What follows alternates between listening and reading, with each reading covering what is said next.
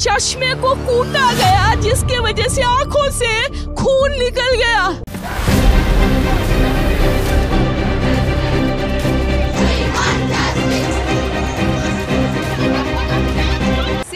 ऐसा मुद्दा है जो आज के टाइम में एक बहुत ही बड़ी उलझन बनता जा रहा है। हम नहीं चाहते हुए भी अनसेफ महसूस करते हैं। क्या सिर्फ लड़कियां अनसेफ है या पूरी कम्युनिटी? क्या सिर्फ छोटे कपड़े पहनना प्रोवोक करना है? क्या स्कूल जाना गलती है? क्या आपने प्रोफेशन के लिए ईमानदार होना गलती है? आखिर गलत है कौन? मैं जिस बारे में बात करने जा रहा हूँ वो आप काफी हद तक सब जानते हैं। मैंने कभी नहीं सोचा था कि मुझे एज अ स्पीकर अपने देश में इस चैनल के माध्यम से रेप केस के बारे में बात कर रही होगी, पर मुझे लगता है हम सबको साथ मिलके जस्टिस की डिमांड करनी चाहिए। और मैं आपसे रिक्वेस्ट करूंगा कि आप इससे ज्यादा से ज्यादा शेयर करें और कई लोगों तक ये वीडियो अपनी जरूर पहुंचाएं। लेट जस्टिस, आपने ये कोट तो सुना ही होगा, late justice is justice denied. तारीख पे तारीख, तारीख पे तारीख, ये डायलॉग एक मूवी का है, पर हम सबकी जिंदगी की ये सच्चाई बन चुकी है। सिवाय इंतजार के हमारे हिस्से में हाथ कुछ आता ही नहीं है। वो तारीख थी 9 अगस्त 2024। ये वो दिन है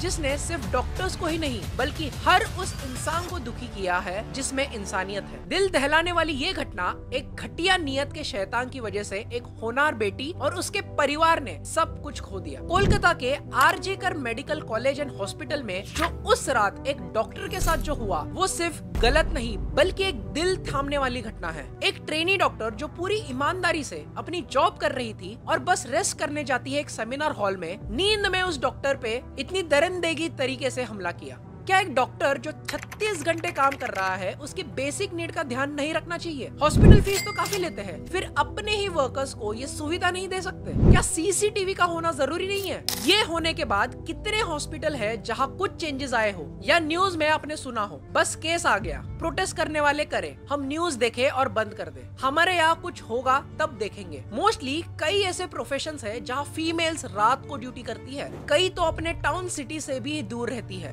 कितने डर में होंगे वो लोग। एंड ये सारी जो घटना है ना वो एक चीज दिखाती है, वो है इररिस्पॉन्सिबल केयरलेस बिहेवियर। बस यही मेंटेलिटी हमें पीछे करती है। कितने हॉस्पिटल है जिन्होंने ये होने के बाद सिक्योरिटी चेक करी, बैकग्राउंड वेरिफिकेशन किया या डॉक्टर की सुविधा को लेके कोई कदम उठाया? कितने ऐसे लोग हैं जिन्होंने ये सोचा कि हमारे साथ जो फीमेल एम्प्लॉइज है जहाँ हम सब काम करते हैं क्या वो यहाँ सुरक्षित है? इन रियलिटी कोई रिस्पॉन्सिबिलिटी नहीं लेना चाहता और उस वजह से चेंज भी नहीं हो रहा सोसाइटी में। कोलकाता डॉक्टर की डायरी मिली जिसमें उसने अपने आगे के प्लान्स के बारे में लिखा था। कितनी होनहार बेटी थी वो हमारे देश की, जिसे हमने हमेशा के लिए खो दिया और न जाने कितने बेटियों को खोना होगा। कैंडल मार्च से कब तक जस्टिस मांगेंगे? क्यों कोई चेंजेस इस मैटर में नहीं आते? वैसे तो हर बजट में इनके टैक्सेस बढ़ते जाते हैं, विक्टिम और उसकी फैमिली के लिए कुछ क्यों नहीं?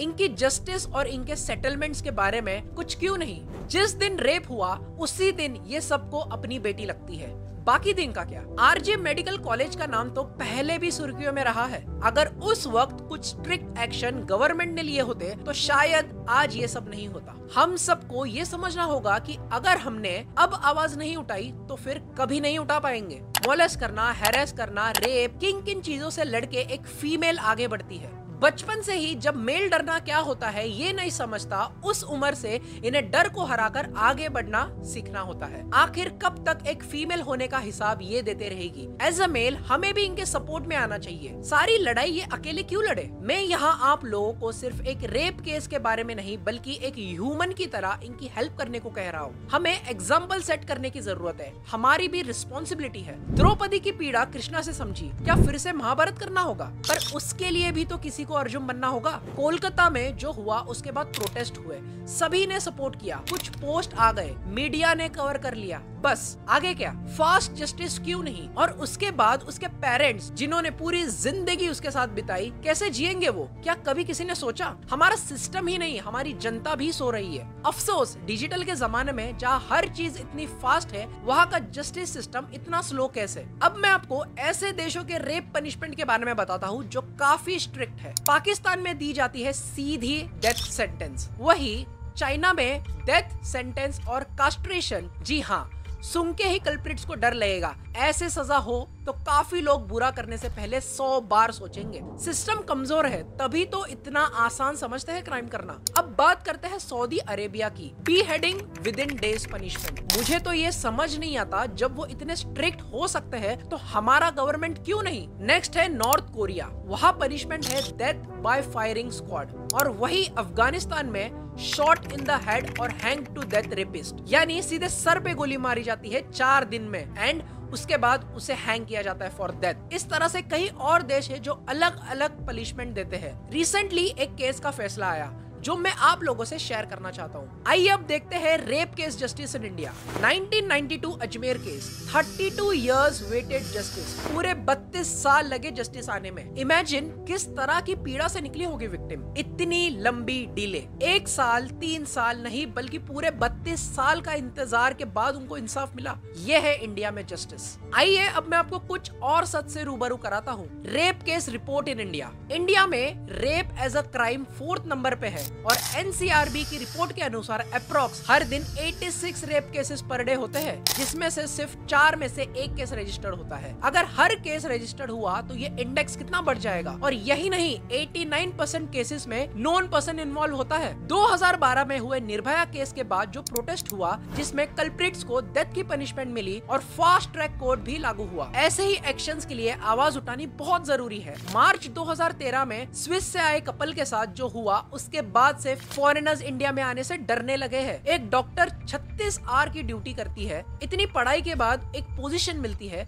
जो खुद ह्यूमैनिटी को सर्व करती है। उनके साथ ऐसा बिहेवियर सिर्फ लोगों की तरफ से ही नहीं बल्कि गवर्नमेंट की तरफ से भी। सरकार क्यों डॉक्टर को प्रॉपर सिक्योरिटी और सुविधा नहीं देती। अब तक दलित या छोटे कपड़े या लड़कियों के कैरेक्टर के गलत दिखाने पे काफी उंगलियां उठाई हमारे देश में। पर अब क्या, जब एक डॉक्टर के साथ ऐसा हुआ और यही नहीं, रेप को सुसाइड बता के कितने टाइम तक गुमराह करते रहे। With in 10 days of Kolkata doctor case 21 rape cases और हो गए। हर 16 मिनट में एक रेप केस रिपोर्ट हुआ। It's so disheartening and unbelievable. जिसमें जो यंगेस्ट विक्टिम है वो मात्र 3 साल की है। 9 अगस्त 2024 नर्स के साथ रेप। 12 अगस्त 2024 उत्तराखंड में एक टीनेज गर्ल के साथ बस ड्राइवर और 5 लोगों ने रेप किया। ऐसे ही एक केस बदलापुर महाराष्ट्र में हुई। एक 3 साल की और एक 4 साल की बच्ची को स्कूल के मेल अटेंडेंट ने सेक्सुअली असॉल्ट किया, जिसके बाद हजारों की संख्या में लोगों ने रेलवे स्टेशन पे प्रोटेस्ट किया।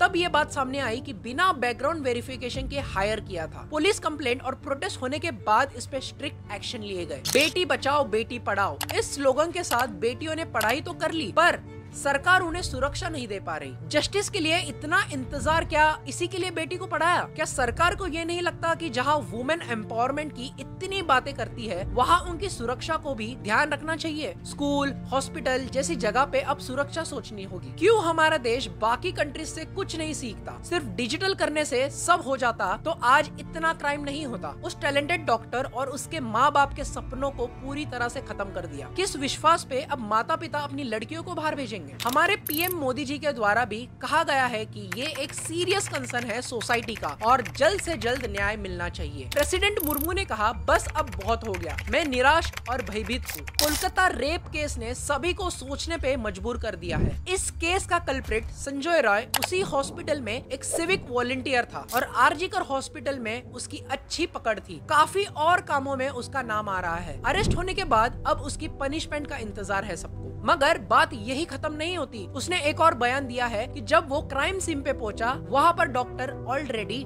डेड हो चुकी थी और डॉक्टर्स के रिपोर्ट के अकॉर्डिंग विक्टिम के बॉडी में 150 ml ऑफ सीमेन पाया गया है। यानी कि क्या ये एक गैंग रेप है? अगर हाँ तो इसके बाकी मुजरिम कहाँ है? मगर बात यही खत्म नहीं होती। किसी और के घटिया इरादों का खामियां एक कड़ी मेहनत करने वाली लड़की और उसके फैमिली को चुकानी पड़ी। एडल्ट कंटेंट एक और यहाँ पे बहुत बड़ा मुद्दा है जिसे काफी हाईलाइट किया जा रहा है। आपका इस बारे में क्या विचार है मुझे कमेंट्स में जरूर बताइए। Alcohol, adult content, red area, ये 3 ऐसी बातें हैं जो संजय रॉय के केस में सुनने में आ रही है पर हर केस में तो नहीं आती ना।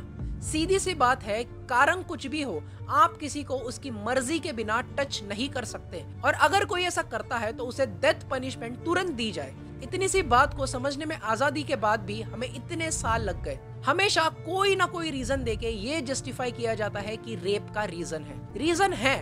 बिल्कुल है, और वो ये है कि तुरंत कोई एक्शन, कोई जस्टिस सर्व नहीं होता, जिससे ऐसे लोग सिस्टम को मजाक समझते हैं और किसी की बॉडी को खिलौना, और इनमें बिल्कुल डर नहीं होता कि इन्हें सजा मिलेगी। इसी बात का ये फायदा उठाते हैं। काश तुरंत रेगुलेशन लाया जाए और हम सब सेफ महसूस करें, क्योंकि सिस्टम सिर्फ रेप केसेस में नहीं बल्कि कई और क्राइम्स में स्लो है। वुमेन एम्पावरमेंट बड़ी बड़ी स्कीम है, कई एनजीओज है, कई पॉलिसीज है। अब कहाँ है वो लोग? शायद किसी न्यूज पैनल में जाके अपनी राय दे रहे होंगे। खैर, जैसे आप आज दुखी है वैसे ही मैं भी। सच कहूँ तो इस टॉपिक पे बड़े भारी मन से मैं ये बात कर रहा हूँ। काश हमारा ये दर्द सिस्टम और उसके चलाने वाले को समझ आ सके। मैं तो ये चाहूंगा अब ये प्रोटेस्ट ना रुके, ऐसा कोई कानून आए जिससे गलत करने वालों की हिम्मत ही ना हो। जस्ट 3 इयर्स की मासूम से नोएडा में रेप हुआ जब नवरात्रि में कन्या पूजन हो रही थी, तो बाकी के 364 दिन कौन सा शैतान आ जाता है इनमें? इसी बात पे सोनागची की वर्कर ने कहा, come to red street but don't rape. एक महिला दूसरी महिला के लिए आगे आई। एटलीस्ट शायद इससे क्राइम कम हो जाए। एंड अगर मैं लास्ट में कहूँ तो रेपिस्ट को हमारे सिस्टम में जेल हो जाती है, उसे उसकी सजा कुछ केसेस में मिल जाती है। जो विक्टिम है उनकी मेंटल इमोशनल स्टेट और आगे की पूरी लाइफ कौन साथ देगा उनका? जिनकी डेथ हो गई और वही एक माँ बाप का सहारा था, अब उनके पेरेंट्स का क्या? बस उनके लाइफ में संघर्ष। जीवन में अब उनका कौन है? Who is there? Who is for them? No one. कुछ दिन बाद ये मामला भी क्लोज हो जाएगा, लेकिन जो जख्म उन्हें मिले हैं वो कभी नहीं भरेंगे। और ऐसे ही कुछ हुआ था कुछ महीने पहले एक पोर्शे केस के साथ। आप सभी को तो मालूम ही होगा। मैं आपसे रिक्वेस्ट करता हूँ अपने आसपास अपने फैमिली में फीमेल्स के सपोर्टर बने, क्योंकि उन्हें कई लड़ाई लड़नी है। अगर हम सब अच्छे नियत से उनके साथ दे, सिर्फ सुरक्षित ही नहीं बल्कि हमारे देश और परिवार का नाम भी रोशन करेंगी। जस्टिस के लिए अच्छी बात है, पर पोस्ट जस्टिस का क्या, जिसपे किसी का ध्यान ही नहीं जाता। अगर ये वीडियो देखने के बाद अगर आपके अंदर एक बदलाव आता है, अगर आप ज्यादा से ज्यादा इस वीडियो को शेयर करते हो एंड लोगों में बदलाव लाते हो, तो मेरा ये वीडियो बनाने का मोटिव डेफिनेटली सक्सेसफुल होगा। Thank you so much.